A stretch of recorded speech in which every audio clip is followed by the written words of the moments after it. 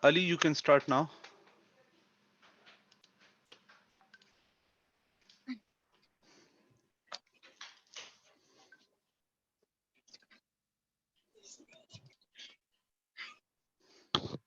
Bismillah. Bismillah. A'udhu billahi minash shaitanir rajim. Bismillahir rahmanir rahim. لم يكن الذين كفروا من أهل الكتاب والمشركين منفكين حتى تأتيهم البينة رسول من الله يتلو صحفا مطهرة فيها كتب قيمة وما تفرق الذين أوتوا الكتاب إلا من بعد ما جاءتهم البينات رسول من الله يتلو صحفا مطهرة فيها كتب قيمة وما تفرق الذين أوتوا الكتاب إلا من بعد ما جاءتهم البينة وما أمروا إلا ليعبدوا الله مخلصين له الدين حنفاء ويقيموا الصلاة ويؤتوا الزكاة وذلك دين القيمة إن الذين كفروا من أهل الكتاب والمشركين في نار جهنم خالدين فيها أولئك هم شر البرية إن الذين آمنوا وعملوا الصالحات أولئك هم خير البرية جزاؤهم عند ربهم جنات عدن تجري من تحتها الأنهار خالدين فيها أبدا رضي الله عنهم ورضوا عن ذلك لمن خشي ربه صدق الله العلي العظيم.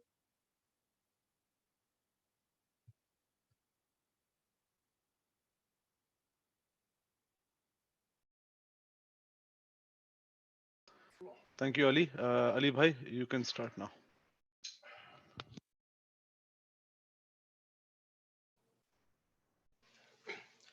اللهم صل على محمد وعلى محمد وارحم. آج بھی زینب کی آتی ہے صدا بھائی حسین، آج بھی زینب کی آتی ہے صدا بھائی حسین، تیرا چہرہ تیری آنکھیں بھول کب پائی حسین، آج بھی زینب کی آتی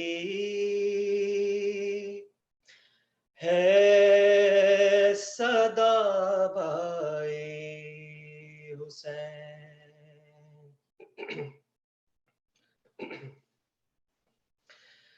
چلتے ناکے سے گرایا خود کو جلتی ریت پر، چلتے ناکے سے گرایا خود کو جلتی ریت پر، گھٹنیوں کے بل میں تیری لاش تک آئی حسین، گھٹنیوں کے بل میں تیری لاش تک آئی حسین،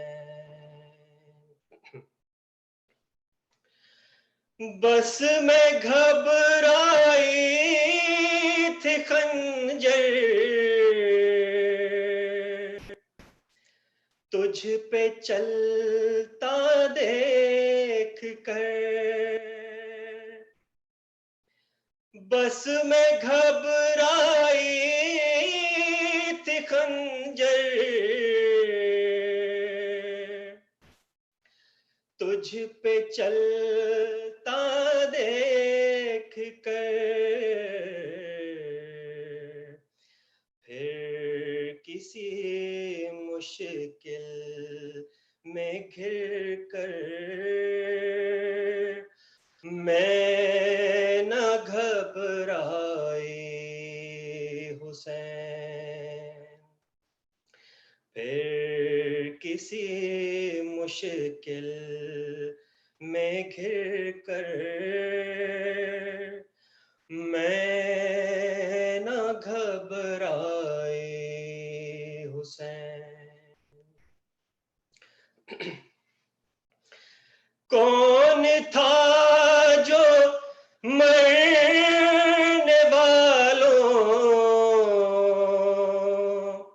میں نہیں تھا خوبرو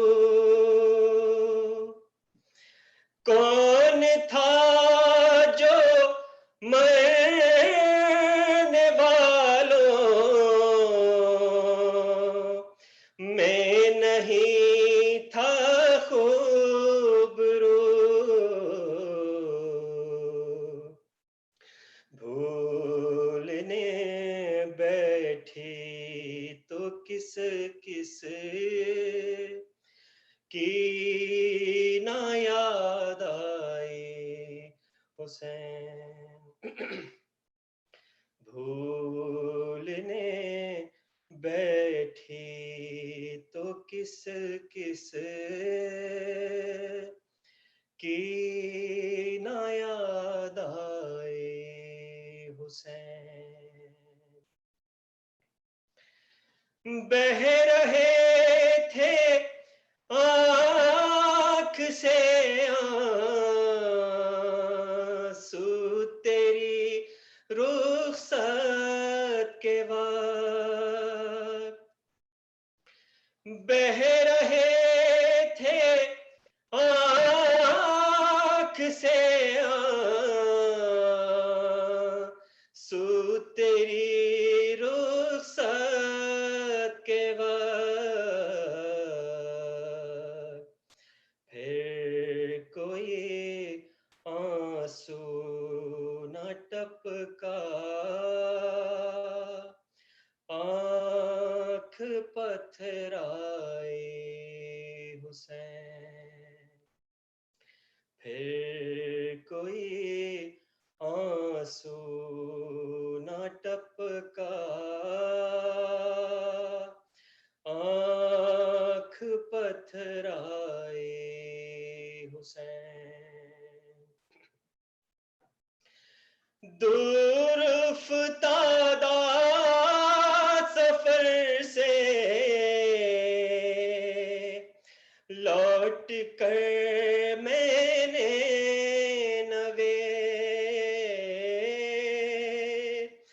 دور افتادہ سفر سے لوٹ کر میں نے نوے ٹھنڈا پانی جب پیا بس تیری یاد آئی حسین آج بھی زینب کی آتی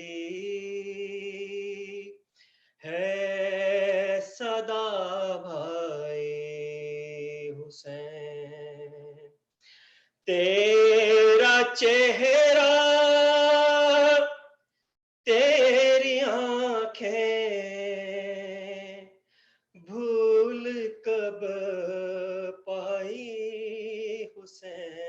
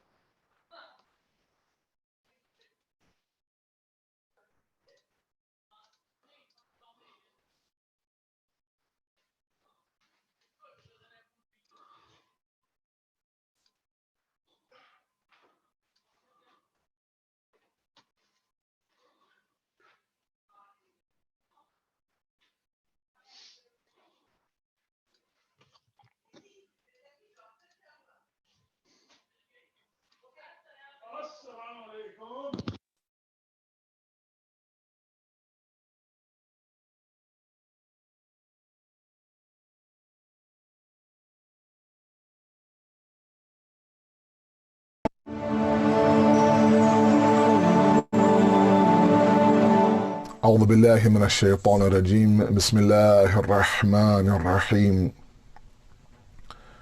الحمد لله الذي لا يبلغ مدحته القائلون ولا يحصي نعماءه العادون ولا يؤدي حقه المجتحدون الذي لا يدركه بعد الحلم ولا يناله غوص الفطن ثم الصلاة والسلام على أشرف الأنبياء والمرسلين حبيب قلوبنا وطبيب نفوسنا وشفيع ذنوبنا سيدنا ومولانا أبي القاسم محمد اللهم صل على محمد وآل محمد وعجل فرجهم وآل بيته الطيبين الطاهرين المعصومين المظلومين لا سيما بقية الله في الأرضين صاحب العصر والزمان خليفة الرحمن إمام الإنس والجان ولعن الله أعداهم أجمعين إلى يوم الدين أما بعد فقد قال الله وقوله الحق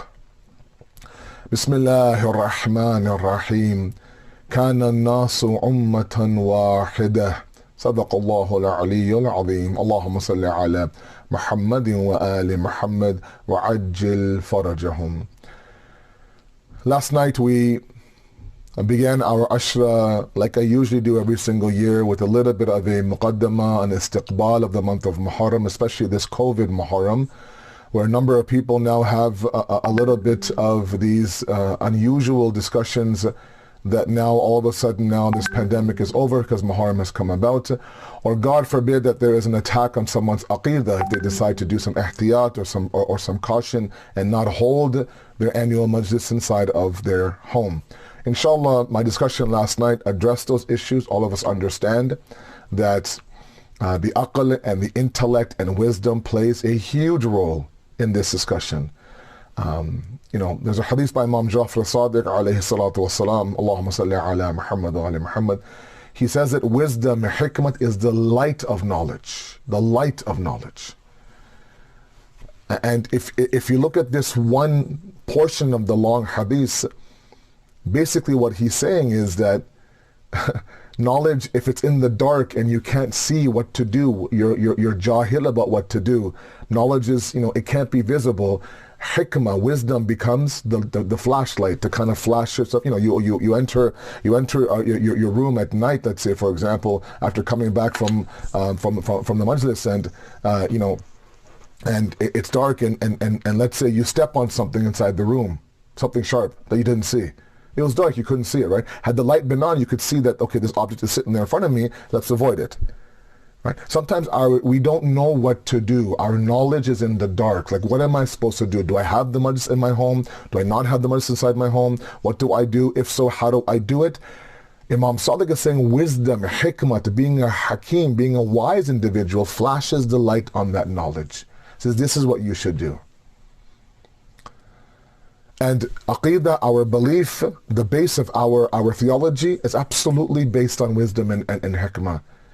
We're not instinctive beings. We don't throw wisdom out the window. If all the major experts are talking about the idea of, this corona and social distancing and sanitizing and blah, blah, blah, it's important that we follow that. Anyways, that was yesterday's discussion. I can have a whole Ashra about this. I don't want to talk about that. I think I've discussed it enough yesterday. Our content, our topic for this Ashra is the Quranic concept of one nation. And the base of my discussion will be from Surah Baqarah, verse 213. Just a portion of it that Allah says that the human being at one point, كَانَ النَّاسُ أُمَّةً وَاحِدًا. At one moment, man was one nation. The human race was one nation. He goes on to describe in the verse that he sent down prophets as mubashirin, as mundhareen, so they could do what? They could actually judge in between those bayna nas makhtalafu fihi, on those issues where there is ikhtilaf amongst the men. Before I begin the content today, one thing that I want to mention to all of you, it's a hadith that I had come across from Imam Jawad alayhi salatu wasalam, Allahumma salli ala Muhammad wa ala Muhammad wa ajil farajum. It is an incredible hadith. An incredible tradition, and one that I really want all of you, and especially myself, to understand completely. You know, we're about to embark on 2 months and 8 days of majalis. Many of you, will either go online to see which speaker is speaking where, or you may even end up at somebody's house, let's say, for example, whatever the case may be. As spiritual as these days should be, and they should be these days, at the same time, we have to be very, very careful. And I say this, I don't mean to cause any sort of ruckus or any sort of problems, but the reality is that there are some people on the pulpit of Imam Hussein that don't belong on the pulpit of Imam Hussein. Right? Just like there are some people in the OR in a hospital that shouldn't be there. Somebody in a courtroom defending a criminal that shouldn't be defending a criminal. Somebody, let's say, for example, auditing a company that shouldn't audit a company. They don't have the expertise. They don't have the qualifications. They don't have the background. They don't have the education to do that. You would not give somebody open heart surgery in an OR, even though they're wearing scrubs, let's say, right? Just because they're an expert on WebMD.com. Anyways, you get my point. The same idea with the pulpit of Imam Hussein. A lot of people have been telling me for the past few weeks now, what will happen to Azadari, kya hoga. And, I'm worried about, the future of Azadari. Azadari isn't going anywhere. Azadari has withheld and withstood so many challenges across the generations and the decades, from Mutawakkil to Saddam to ISIS to, the infiltration of Ja'ili fabricated ahadith that have tried to lower the sacrifice of Imam Hussein, to individuals who are, who in the name of Hussein, for example, in the name of Imam Hussein, are trying to increase their shu'rat and fame and their fortune and make it into a business. All of that Azadari has withstood and has stood up and has survived all that. It will survive this pandemic as well. As long as we understand that we are the custodians of that Azadari, the protectors and preservers of that Azadari. Not for Azadari. Azadari itself has his protector in Imam Zamana. We are the ones. We're not keeping Azadari alive. Azadari is keeping us alive. Okay? So we don't need to, we don't need to worry about what's going to happen. Yes, these are very unique circumstances, no doubt. But there's been unique circumstances before as well. Okay? But this hadith now talks about those individuals. Because, as much as the reciter has a responsibility in these ayam azhar, in these majalis now, sitting on the minbar or on the pulpit, let's say, for example, the listener, the audience, the awam, right?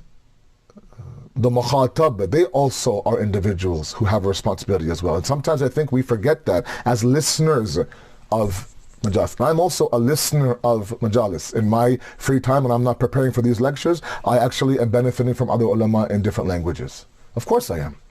But this hadith really set the tone for me. He says that Man asgha ila natiqa faqad abaduhu. Allahu Akbar. And I want to read it verbatim, just in case I don't make a mistake. You don't want to play around with verses and with ahadith. He says that the one who listens to a speech of somebody else, they become a slave of that person. فَقَدْ عَبَدَهُ. Now let's understand what that means. It doesn't mean that now all of a sudden this person, I have some mastership over you because you're listening to me. Let's understand it as the hadith goes on. Okay? فَإِنْ كَانَ النَّاطِقُ عَنِ اللَّهِ فَقَدْ عَبَدَ اللَّهِ. If this speaker is speaking about Allah, the audience becomes the slaves of Allah. Oh. If the speaker, if the natiq is speaking about Allah subhanahu wa ta'ala, the ones who are listening become what? Abadallah. They become the slaves of Allah. But naturally, if I speak about the deen, I speak about piety, I speak about all this, then you naturally now, if you are truly listening to what the speaker is saying, you now begin to think about piety yourself, subservience to Allah, worshipping Allah, right? Because I'm speaking about those things. When kana natiqu yantiqu an lisan al-iblis, faqad abada iblis. Oh, dangerous. If that speaker is speaking about the principles and the path of shaitan, the listener becomes the abd of shaitan. You know, the hadith starts with man asgha. Asgha means someone who listens very carefully, attentively, is moved by the speaker, is affected by the speaker. So I want all of you to let's not be naive in these 2 months and 8 days. And then this is my last point, and then I move on to my comment, I promise. Let's not be naive to think, oh, okay, as long as there's libas on him, as long as he's sitting on the pulpit and this and that, that's fine. No, look at his message. Is that message turning me towards being an abd of Allah or an abd of Iblis, God forbid? Because that's the effect that one 45-minute, 1 hour lecture can have. We can't just say, oh, you know, he's a dhakir of Imam Hussein, he has the libas, he has the imama, he has... No, that's not always the case. And I'm sorry, these are not easy conversations, but I have a responsibility on this minbar in front of all of you to say even those things that are sour tasting, right? When your child needs some medication, needs an injection, you don't sit there and say, okay, doctor, it's okay, don't give her the injection because she doesn't like needles. No, you hold her down and you inject her because it's important. We as speakers have to move away from giving the audience what they want to hear to giving them what they need to hear, even if that means that you're the bad guy, even if that means that, next year bolava nahi aayega. Okay, doesn't matter. I have to answer to Allah subhanahu wa ta'ala. This hadith is powerful. It's scary. It makes me shake as a speaker. That right now, I don't know how many are online right now listening to me right now, but when I was at, when I was in the respective center, there must, hundreds of people, if not 50, 60, whatever the case may be. I am, as a speaker, responsible for all of these individuals who have come out of their homes to come and sit right now. You're logging in to listen to me. You're spending 45 minutes to an hour listening to me. I am responsible for that development of your spirituality. If the natiq, if the speaker now speaks about Allah, abadallah. But if he does what yantiqu an lisani iblis, if he speaks from the tongue of Iblis, faqad abada iblis, he becomes, the speaker now, the listener now becomes an abd of Iblis. Let's be very careful. Okay, that's my only point. Let's be very, very careful. Let's not be naive. Let's not be simple. Let's not to be somebody who's taking advantage of. Let's not be wowed by an accent or a look or a certain, or a certain name or this and that. And that includes me. If there's anything that I'm saying that doesn't sit well with all of you, then please reach out to me and tell me, look, this didn't sit well with you. Last night, I had some feedback last night from last night's lecture from people. But what about this? What about that? I had emails sent to me, and that's how it should be. Right? Those days are gone. I'm sorry, that generation is now gone where you can't approach the speaker and say, look, what about this? How did this come about? What are you talking about here? And alhamdulillah, that's actually forming, at least in the younger generation. I always talk about the boldness of this generation. They come and say, look, this didn't make sense to me. It didn't connect the way you wanted to connect. And I'm okay with that. I'm fine with that. It keeps me on my toes. Right? It keeps, it avoids me from getting into a little bit of complacency or some overconfidence. It also makes me understand that this person is listening to what I'm saying. This hadith is profound, profound. So let's ensure that we're not that naive to think that whatever it is, it is. No. Okay. The other point I want to make about these Muharram speeches is that these Muharram days that are upon us now, they really should be,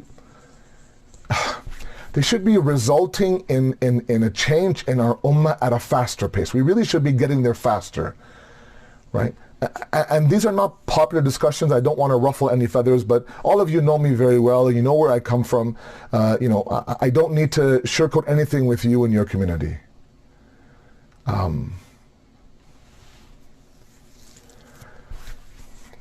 If everyone does their job in Muharram, if the message that is supposed to be delivered is delivered without any fear of ramifications or fear of not being invited again or fear of, people dropping in the numbers and not coming back tomorrow, not logging on tomorrow, if all of that is set aside and you deliver a message that is meant to be delivered, looking at the halat today and the situation today of the nation, of the people, of humanity, forget Muslims, of humanity, if that's delivered and the people now absorb and embrace the message, then the change should happen faster. It's not happening faster.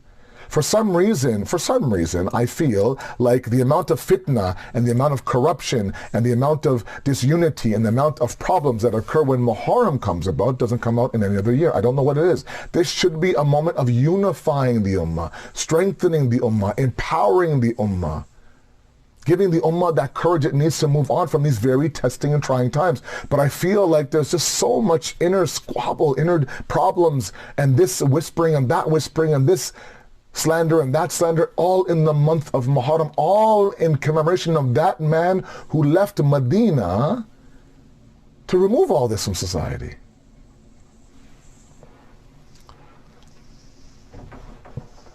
So these are days of reform. These are days of reform, be it on the individual level, be it on the family level, be it on the ummah and the nation level. And I'm sorry to say, with divorce rates going up and the youth now more and more getting off the path, and these communities now fragmenting into other smaller communities, and this ulama bashing that alim and this speaker is bashing this speaker, it's not happening. There's a disconnect somewhere. And so someone like me who sits there and racks my brain about what topic to talk about, I look at all these things as and I know I'm young in the game. I'm not as senior as some of the senior ulama, but I look at all these situations and I stop and I tell myself, okay, what is it that needs to be addressed? And then I come across this verse in the Quran. And looking at the situation right now where there seems to be groups upon groups, groups within groups right now. And each group now looks down on the other group. Each group now judges the other group. One group thinks it's elite over the other group. All these factors now is leading to destruction of mankind. We're looking right now what's happening in the US with all of these anti-racism protests. Right now we're looking what's happening in this election year in the US. Right now, the state of our families, the state of our communities right now, how fragmented we are in terms of language, sometimes dialect of that same language. Inshallah, later on the Ashra, we'll talk about elitism.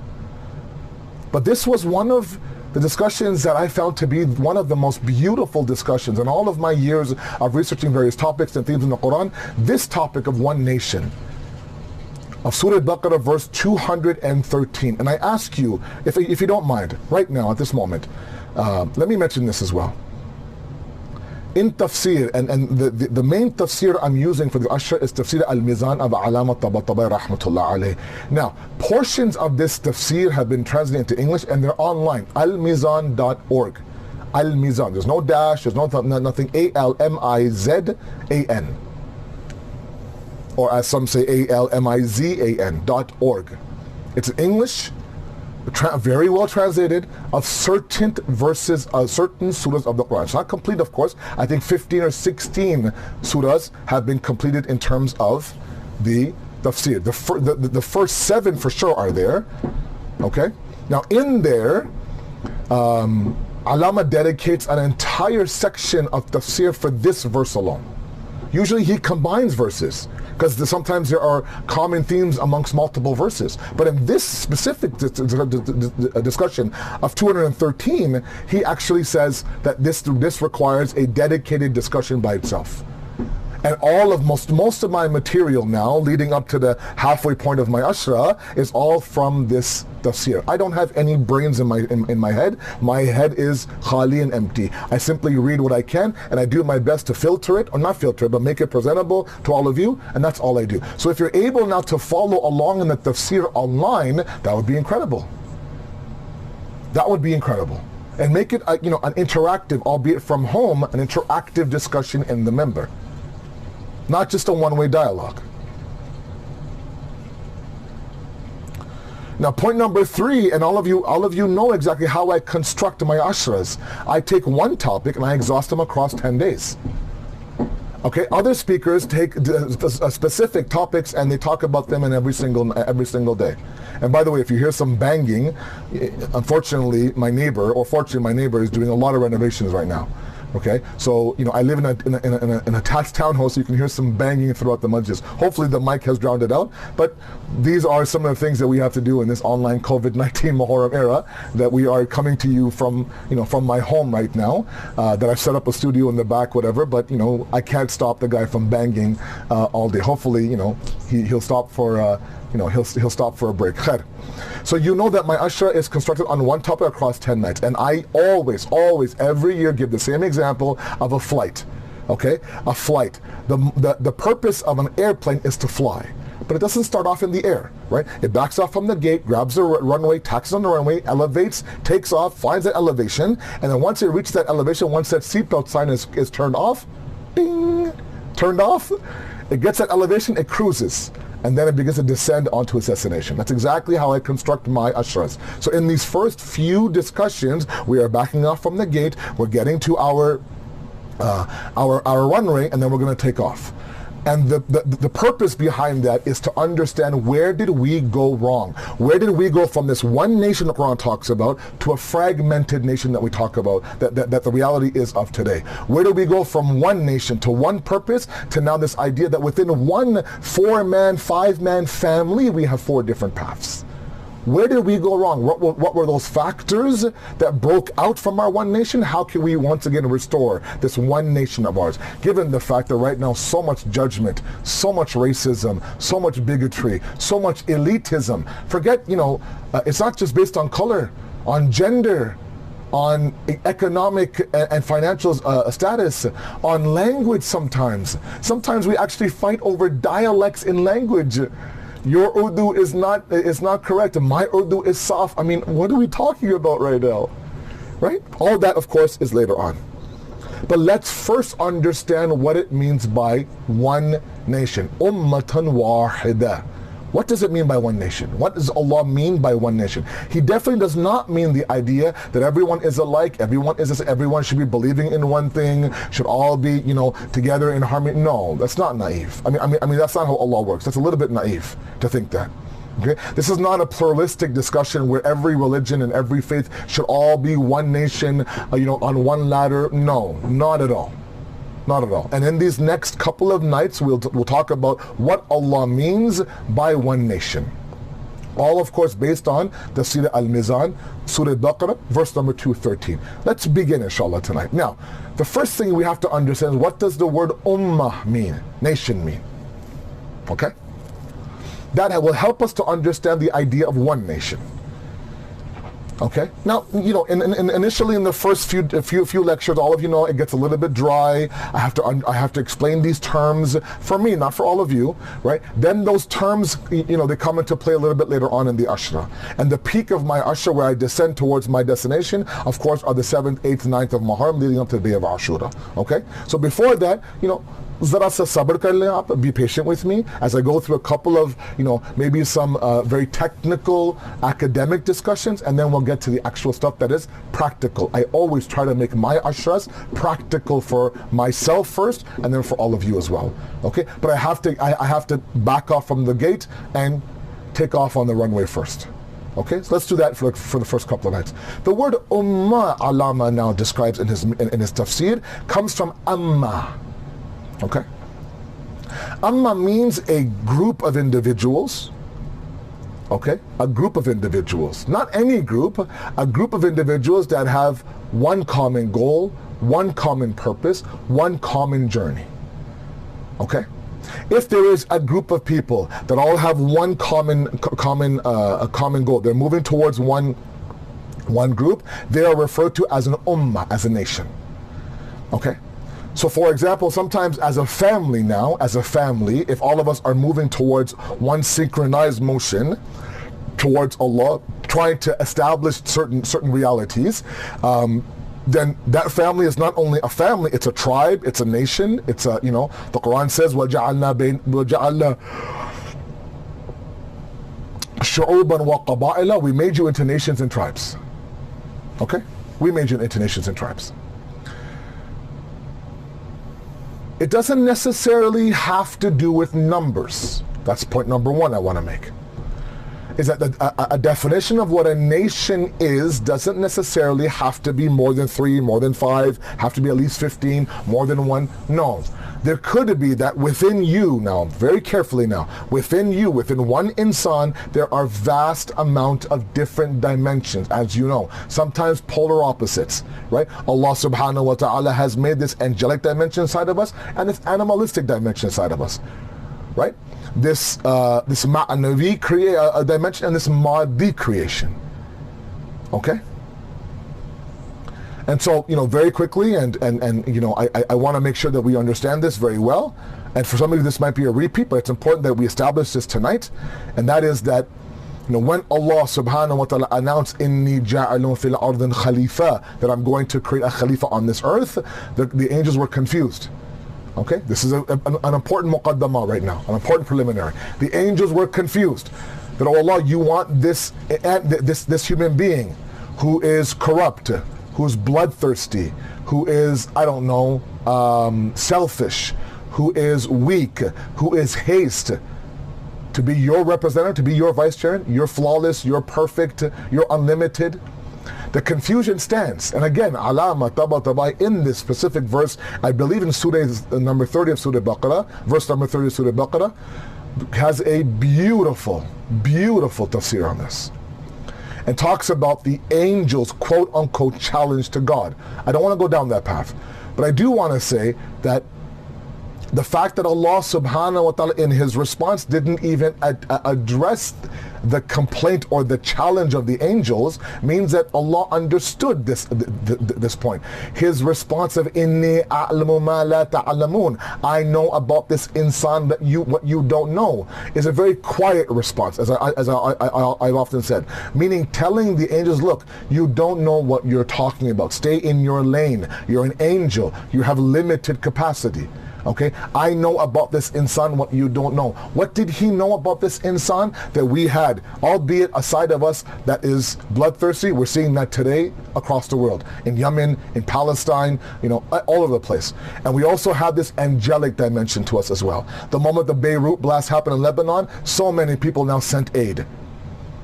Okay, sent aid. Before lighting up towers, let's say for example, Iran was the first one to send from their Hilal Ahmar, from their Red Crescent, they sent aid before anyone else did. But people were busy lighting up the towers and this Burj Khalifa and all this kind of stuff. Instead of doing that, spending that much money, why don't you go ahead and send aid? Anyways, not my topic. Anyways, so this dimension inside of us, Allah says, look, you don't know what I know. Okay, this insan has the potential now to be my representative, has the potential now to be my representative, okay? Albeit he understands that, yes, I know that my insan can do this. He is a da'if. He is min ajal, as the Quran says. He is somebody, who can cause a lot of fitna.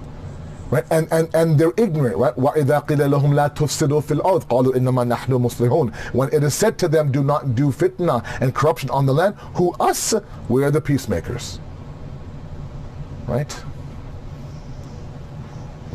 The Quran says there is corruption. Absolutely. Right? فَسَادُ فِي الْبَرِّ وَالْبَحْرِ بِمَا كَسَبَتْ أَيْدِي النَّاسِ. There is fasad, there is corruption on the land, in the sea, at the hands of the human being. We do have an evil dimension to ourselves, absolutely, and we'll talk about that a little bit later on.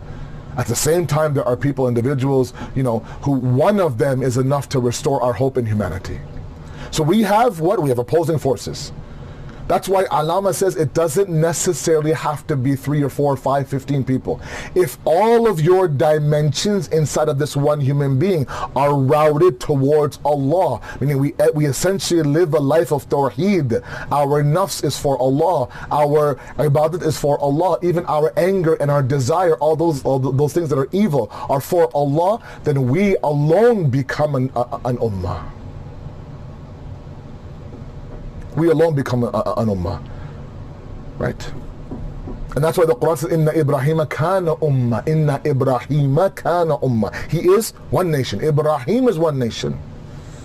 He's one fard, the one individual in terms of, numerically he's one, but yet he represents a nation. Why? Because he is an individual now who is moving towards one purpose. One purpose.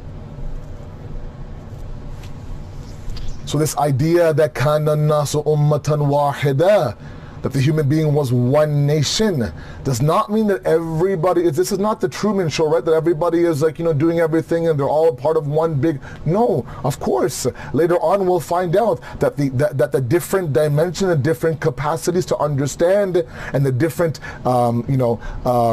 desires inside the human being absolutely play a role in this. But all of you should be, as a human race, should be moving towards what? The actualization of the potential of being the vicegerent of Allah subhanahu wa ta'ala.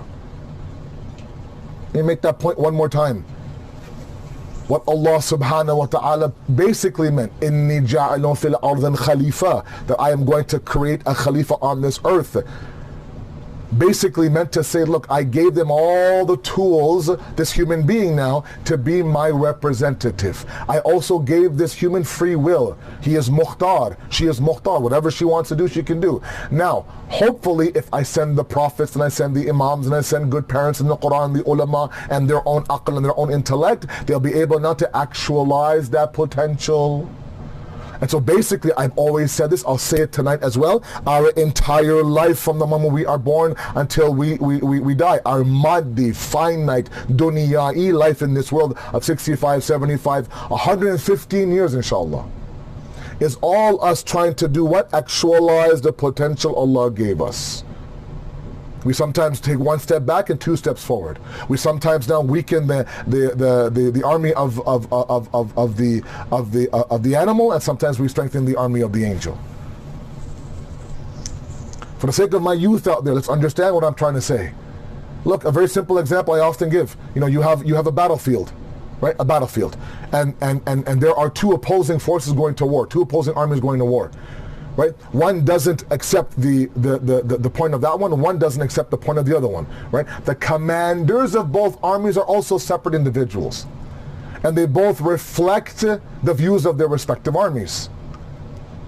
Okay? And naturally now, of course, one trains their army to go ahead and attack that army, one trains to go and attack army. That makes sense. That's a battlefield where there are two opposing forces. There's also a battlefield inside of us, two opposing forces, right? One wants to become the Abd of Iblis, one wants to become the Abd of Allah subhanahu wa ta'ala, one wants to become somebody whose khaishat and whose nafs is their ilah, is their Lord, one wants to make la ilaha illallah. Two opposing forces, absolute opposing forces. That's the ajib nature and the strange nature of the human being. But what's stranger than that is that while we have two opposing forces inside of us that battle almost on a daily basis, the commander is one. Allahu Akbar. One commander, us. We are the commander of both armies. Inside of us there's a battlefield. We're the commander we're the commander of both armies. And which one becomes successful is the one that empowers the right army. 11 times in Surah Shams, 11 times in Surah Shams, wa shamsi wa duhaha wal qamari idha tala. Oh, so many, I swear by this, I swear by that, I swear by that. All of that for what? Wa nafsi wa ma sawaha falhamaha fujuraha wa taqwaha qad aflaha man zakkaha wa qad khaba man dassaha. 11 times Allah swears by so many different things. All of those 11 times He swears. Allah swears by 11 different things only to say what? The successful ones are the ones that purify. The unsuccessful ones are the ones that don't purify. The successful commander is the one that empowers the army of the divine. The unsuccessful one is the army of the angels, of the animals. Okay? When everything inside is aligned towards Allah subhanahu wa ta'ala, we become an ummah, we become a nation. When a family is aligned towards Allah, that family becomes a nation. When a community is aligned towards Allah, that community becomes a nation. When naturally multiple communities, multiple families now move towards, we move towards a nation. The Holy Prophet came into Mecca now, doing his level best to do what? To begin to form his own ummah.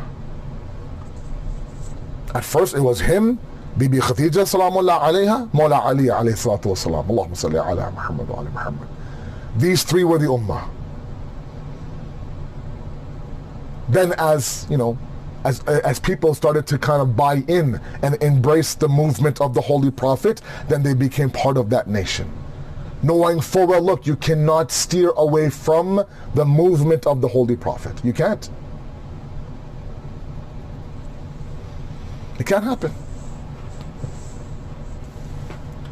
So there are, and the reason why I am harping on this, and I keep repeating myself, is because there are a lot of people who take this verse, this ummatan wahida concept, to mean, see, Allah doesn't worry about the fact if somebody is Jewish or atheist or Hindu or Muslim or Shia or Sunni or Wahhabi or Christian. Doesn't matter. Everyone is one happy-go-lucky nation. I'm sorry, it's not that simple. That's a little bit naive. That's not what one nation means. One nation means that we should now move together to move towards Allah, the harmonizing of our life towards Allah subhanahu wa ta'ala. The various dimensions of the soul, of the self, of the I has to now harmonize into one.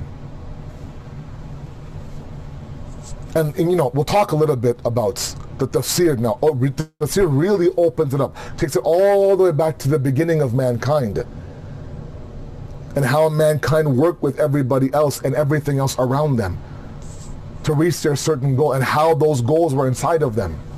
All that, inshallah, will come in a couple of nights. Beautiful, profound discussions I have waiting for all of you. I'm excited for you, inshallah. But yeah, we're talking about one nation, and this is precisely a reflection on Allah subhanahu wa ta'ala. Let me explain that very carefully for you.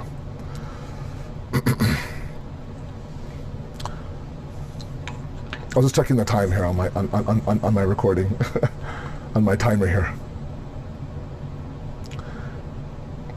Look, a little bit of Tawheed 101. And there are some of you in this audience right now who have taken my classes in the past few months, and you've heard me say this time and time again. It is a concept that I'm sorry we tend to forget, because I could tell by the messages I get on my phone, by the talks I have with people, that people don't quite understand this idea. And the Quran lays it out beautifully, beautifully. This one nation concept, this idea of taking all of the various dimensions inside of us, be it as an individual or as a family or as a community, and moving collectively towards one goal, is precisely a reflection of Allah subhanahu wa ta'ala. Oftentimes people ask, why did Allah feel the need to create us? Why did He need to create us? Okay, and you know, I've addressed that issue with different communities. It's available online. I don't want to repeat myself. It's enough to know that, and this is a hadith qudsi by Allah subhanahu wa ta'ala himself. He says that I was the alim, I now wanted to become the ma'loom. Look, inside the fitrat, inside the innate disposition of any existence is the announcement that I want people to know that I am known, announcing my arrival. Okay, so the rain, for example, leaves puddles on the ground that you may not have seen the rain. You wake up, you look outside your window, and you know your car is wet. Oh, it rained last night. The rain says, oh, I announced my arrival. The wind, you can't see the wind. You can hear it howl against the window, announcing its arrival. Okay. We also, as humans, want to become ma'loom. We want to become known. We want to be appreciated. We want to be validated. We want to be acknowledged by those around us. Be it in the form of greeting. Think about it. The moment that you're speaking to your spouse and that spouse is looking over here, yeah, you're like, you know what, forget it. You're not even listening to me. I'm out. Turn around and you walk away. Usually that's the wife, because we're horrible listeners as men, right? We're not good listeners as men. Inshallah, one day, someday, I'll have Ashra on men alone. Just men. 10 days of men. So much to say against us. Anyways. Every existence wants to become known. Allah subhanahu wa ta'ala is no different. He wants to become ma'loom and known. For His sake? No, of course not. He is azal, He is abad. He was always there when nobody was there. He'll always be there when everyone's long gone. You know, like, as parents now, we give, you know, we have our children, right? We have our children. And we want to give everything to our children, all the tools for them to become amazing individuals, right? And sometimes, we want them to listen to us. Do what I do. Sometimes the son is cleaning the kitchen, right? The son is cleaning the kitchen. Remember that. The son, not the daughter, the son is cleaning the kitchen. Train your sons to clean the kitchen. Anyways. And, he does a horrible job, right? Of course, right? And you can say as a parent, did you ever see me do this? Why don't you do what I do? Look at the way I wipe the counters. Look at the way that, I dry the thing. Look at the way that I put everything away. Look at the way this, look at the way that, okay? Right? So now the child can turn around and say, oh, you just want me to, just worship you and become like you. And that's not your purpose. Your purpose is the fact that, look, I want you to learn from me, right? Because your success and your elevation and your salvation sometimes is for me to teach you the way I do things, the way I know things. Allah subhanahu wa ta'ala is no different. A lot of people ask, why does Allah need to be known? Isn't that a little bit pompous of him? He wants us to know him for our benefit. For our benefit. Our salvation, our victory, our ultimate success in the hereafter is through knowing him. He has to be known for us to know him. Okay? A lot of times that we have to understand him. So now what does he do? He introduces us. He introduces himself to us by what? By understanding this idea of Tawheed 101, that, my qualities and my sifat are attached to my essence. Okay? Meaning what? That, all the 99 names of Allah, what's referred to Asma al-Husna, the 1,000 Joshna Kabir sifats, Imam Ali's La Mahdood and Khutbah number 1 of Nahj al-Balagha, all of it is attached to Allah's essence. You remove one of Allah's qualities from him, he's no longer Allah. We're not like that. A lot of times you've heard this from me. My qualities as Asad Jafri and Asad Jafri are independent of each other. My qualities fluctuate. One day I'm a Jahil, one day I'm Jahil Tar. I'm even more Jahil than yesterday. One day, for example, I'm patient, next day I'm not patient. One day, for example, I look like this, next day I look like this. One day, there was a moment where this beard was nice and black, now it's snowy white. Where my daughter says, Baba, what happened to your beard, Baba? Yeah, it's white. Stressed out. But I don't cease to exist. Allah's not like that. Allah's entire existence is one. How do I know? Come to the Quran. The Quran says, وَلِلَّهِ الْأَسْمَاءِ الْحُسْنَى. For Allah is the Asma al-Husna. Allah, all of the great beautiful names belong to Allah. وَلِلَّهِ الْأَسْمَاءِ الْحُسْنَى. And then it says very beautifully, look at what we're saying, فَدْعُوهُ بِهَا. So call him by those names. But look at the Arabic grammar, a little bit of Arabic grammar. Biha literally means call with it. With it, it's a singular pronoun. The zamir is ha, meaning one female. Names are usually a female pronoun in Arabic. Okay? When you look at the way that this portion of the verse is constructed, it sounds weird in English if we were to take the actual literal translation. All the beautiful names belong to Allah, so call him by the name. That's literally what the translation is. Biha. It should say bihima, so call him by those names. But that's not what the Quran says. Quran uses a singular pronoun to represent all of his names. فَدْعُوهُ بِهَا, with that one name. Meaning what? That Allah, the Quran says all of these Asma al-Husna and Allah are one. Are one. They're one reality. They can't be separated. They can't be fragmented. The reason why we have a problem with our Hindu brothers is that, yes, I know some people will claim they believe in one God. They do believe in one God, but they've separated the qualities of Allah and manifested them as separate gods. We don't believe in that. Our Tawheed tells us that Allah is His qualities are Allah. The sifat of Allah are His Zat, the Zat of Allah are His sifat. And the biggest proof is the way that the Quran refers to all of His beautiful names as one reality, Biha. Call them by His name, by that one name. But you're referring to plural. Asma is plural of ism. My point is, and then we move towards Masaib. My point is that this entire idea of one nation, one nation, one nation is actually a reflection of Allah. Allah's entire entity is one, albeit He has so many different dimensions inside of Him. We learn about Allah's mercy. We learn about Allah's wrath. We hear about Allah, saying, I love this, inna Allah yuhibbul mutahhirin. And then we hear about la'natullahi ala al-kadhibin, the la'nat of Allah, where Allah now in the same Quran talks about me being merciful towards you. Me, kataba ala nafsihi rahma. I've made mercy upon myself wajib. At the same time, Allah says, I've also sent la'nat on those who are the deniers. La'nat meaning I have removed my mercy from them. Does not mean cursing. Allah's not using foul language against those who are deniers. Allah says, in one group I give them my mercy, another group I remove my mercy. Those are two distinct, two very polar opposite qualities. But albeit everything is referred to as one reality. Beautiful, beautiful, one reality. And that's what ummatun wahida means.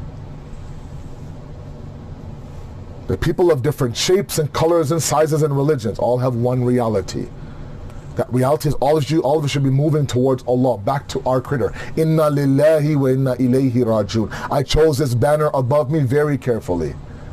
Very, very carefully. It is a forgotten concept. It's a concept that we have made for only the mayyat and the death, and that's it. Only times that we say it is when somebody dies on WhatsApp. Even then, we just say inna lillah ... or ILW. We don't even write the whole thing. Now we have these stickers and these, and whatever the case may be. This is a concept for the living. For living. When we steer off Allah, we must go back to Him. We are from Allah, we return back to Him. That returning back to Him sometimes has to happen in this world while we're alive, not somebody's qabristan or somebody's mayyat. No. And this concept of ummatul wahida is to return back to the asal and go back to the reality. So in the coming nights, we're going to look at the idea of where did we steer off? Where did the human go from one small group to now these fragments and these groups, and how can we restore them back? That is my entire Ashra this year. Inshallah, all of you will be with me. And you'll be able to, truly benefit from these beautiful Quranic tafsiri discussions. Again, I encourage all of you. If you're going to sit at home, sit there with your iPad, with your device, with your laptop, almizan.org, and look at the tafsir along with me. Surah Baqarah, verse 213. Because the reality is that when you look at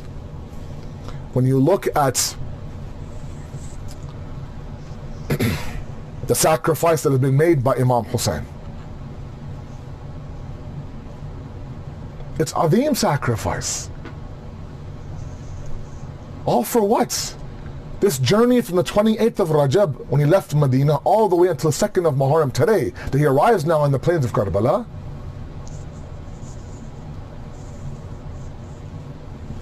Months long of a journey, with women, with children. It's very difficult.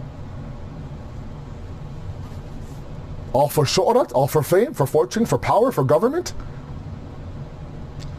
No. All for this deen, to restore these Quranic concepts that I talk about.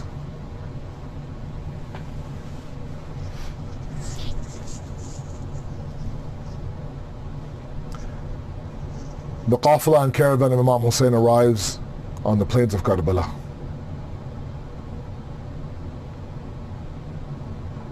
For some, it's the Shab of the 2nd of Muharram. For others, the 2nd day has already passed.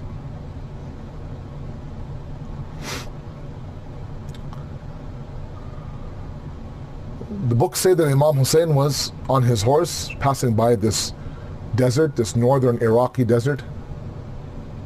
Barren land, nothing except for a river down the road. And his horse stops. And the horse stops, and Imam Hussein thought he was tired. He got some water for the horse, but the horse wouldn't move. They tried everything to move the horse wouldn't budge. The book said that he changed his horse 7 times. 7 times. And all 7 horses would not move from where they were.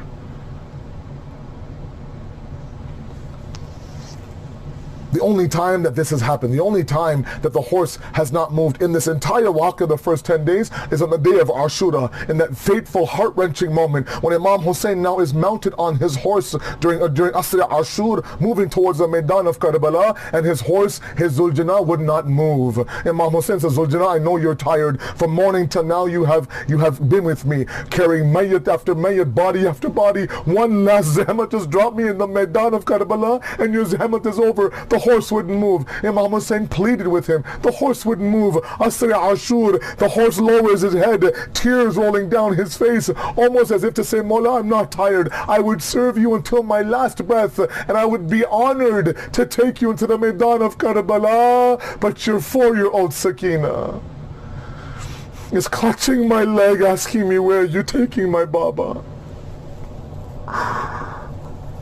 2nd of Muharram, the horse doesn't move. Imam Hussein gets off the horse now and calls the Bani Asad tribe, asking what is the name of this land. One person says Nahr Nainawa, one says Shaktul Farat. An old man from the back comes forward and says, Mawla, my Ajdad, my forefathers used to call this place Karbala. Imam Hussein says, may Allah protect us from Karb and Bala, from grief and hardship.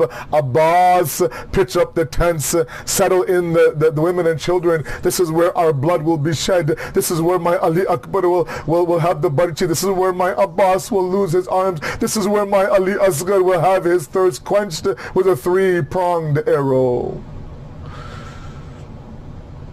And then Imam Hussein does something very ajib, at least for me, something very strange for me. He summons the men of the Bani Asad tribe. He says to the men of the Bani Asad tribe that, look, there's going to be a battle here. Our lives will be taken here. We're going to be killed in the most brutalist fashion. If you can, bury us. Wash our bodies. Wrap our bodies. Give us our proper burial rights. And then Imam Hussein went even one step further, put up a partition. The women of the Bani Asad tribe on one side, him on the other. He then talks to the women of the Bani Asad tribe and said, if your men are not able to bury us one by one, then all of you collectively, I know it's hard, just dig one massive grave and simply place our bodies inside that grave.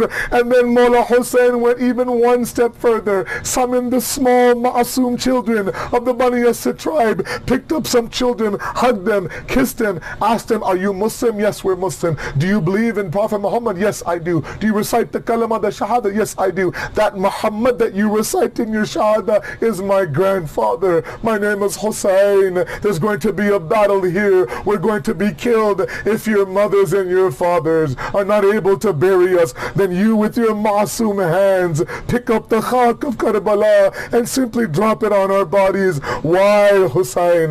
Why, Aqqa and Mawla, did you feel the need to talk to 3 different groups about your burial? When somebody dies in our community, when somebody passes away in our community, we don't sit there and say, can you please make sure that you bury my husband or bury my son or bury my mother?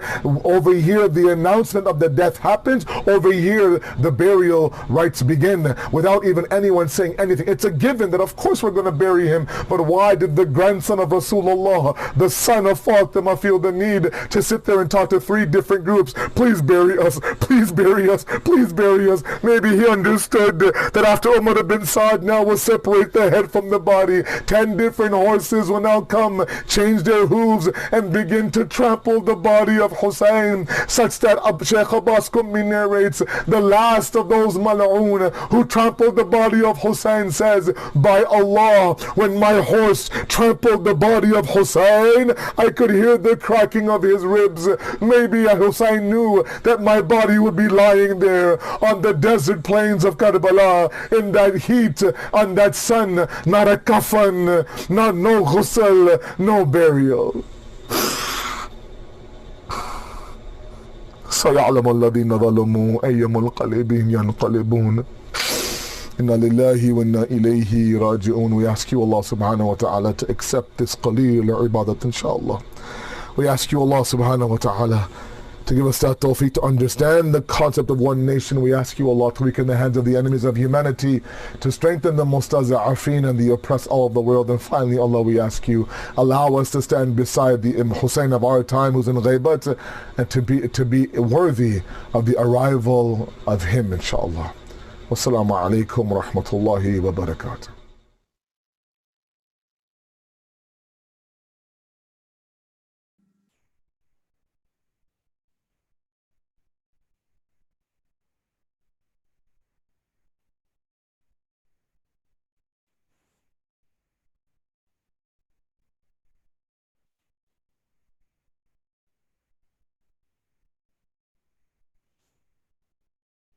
یا حسین یا حسین یا حسین یا حسین کربل میں آ گئے ہیں، کربل بسانے والے مولا، مدینے والے مولا، مدینے والے خیمے سجا رہے ہیں، وعدہ نبھانے والے مولا، مدینے والے مولا، مدینے والے کربل میں آ گئے ہیں، کربل بسانے والے مولا، مدینے والے مولا، مدینے والے یہ در وہ پاک در ہے جو فاطمہ کا در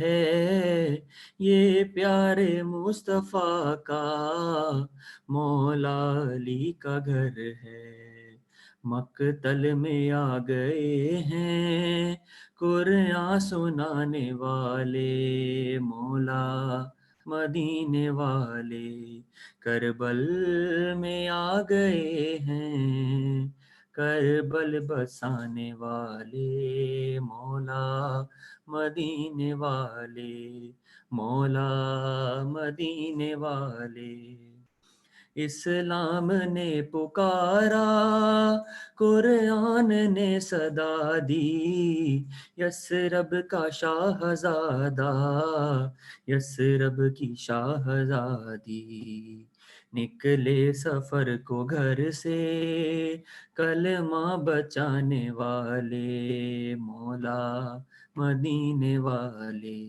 کربل میں آ گئے ہیں، کربل بسانے والے مولا، مدینے والے مولا، مدینے والے رو رو کے بولی سگرا دل ڈوبتا ہے میرا، ویراں کیا مدینہ جنگل میں ہے بسیرا، مجھ کو رلا گئے کیوں خوشیاں لٹانے والے مولا، مدینے والے مولا، مدینے والے کربل میں آ گئے ہیں، کربل بسانے والے مولا، مدینے والے مولا، مدینے والے داماد کے دلارے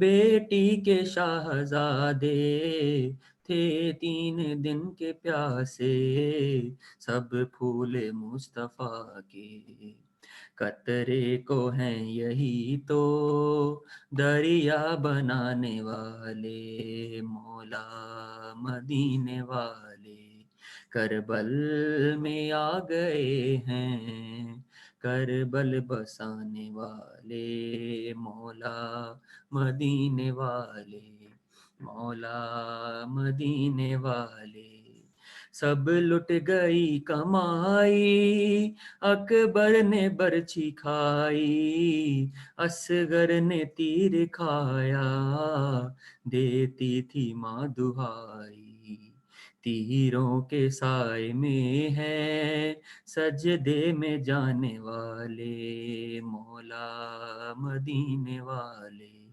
کربل میں آ گئے ہیں، کربل بسانے والے مولا مدینے والے، مولا مدینے والے، حل من کا استغاثہ جب دے چکا وہ پیاسا، آواز ارجئی نے آ کر دیا دلاسا، آ میرے پاس آ جا لاشیں اٹھانے والے مولا مدینے والے، کربل میں آ گئے ہیں کربل بسانے والے مولا مدینے والے، مولا مدینے والے، مولا مدینے والے، صلوات اللہم صلی علی محمد وآل محمد۔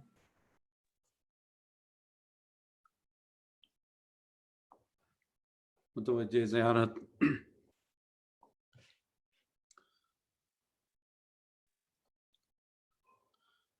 السلام علیک یا رسول اللہ، السلام علیک یا نبی اللہ، السلام علیک یا خیر خلق اللہ، السلام علیک یا امیر المؤمنین، السلام علیک یا فاطمة الزہراء سیدۃ نساء العالمین، السلام علیک یا حسن المجتبی، السلام علیک یا حسین الشہید بن کربلا، السلام علیک یا ابا عبداللہ، السلام علیک یا ابن رسول اللہ، السلام علیک یا ابن سید الوصین، السلام علیک یا ابن فاطمة الزہراء سیدۃ نساء العالمین، السلام علیک علی جدک و ابیک، السلام علیک علی امک و اخیک، السلام علیک علی 9 معصومین من ذریتک و بنیک، السلام علیک علی جمیع المستشہدین معکم ورحمۃ اللہ وبرکاتہ، السلام علیک یا صاحب العصر والزمان، الامان الامان الامان من فتن الزمان، السلام علیک یا خلیفۃ الرحمن، السلام علیک یا امام الانس والجان، السلام علیک یا قاطع البرہان، السلام علیک یا امام زماننا هذا، عجل اللہ تعالی فرجک وسهل اللہ مخرجک وظہورک، السلام علیک ورحمۃ اللہ وبرکاتہ، اللہم کن لولیک الحجة ابن الحسن صلواتک علیہ وعلی آبائه فی هذه الساعة وفي كل ساعة وليا وحافظا وقائدا وناصرا ودليلا وعينا حتى تسكنه أرضك طوعا وتمتعه فيها طويلا۔ دعائے بعد زیارت بائے قضاء حاجات۔ یا ابا عبداللہ اشہد انک تشہد مقامی وتسمع کلامی وانک حی عند ربک ترزق، فاسأل ربک وربی فی قضاء حوائجی، اللہم ارزقنی شفاعة الحسین یوم الورود، وثبت لي قدم صدق عندك مع الحسين واصحاب الحسين الذين بذلوا مهجهم دون الحسين عليه السلام، ربنا اغفر لي ولوالدي وللمؤمنين يوم يقوم الحساب، صلوات محمد وآل محمد وعجل فرجهم، سورہ فاتحہ for المرحومین۔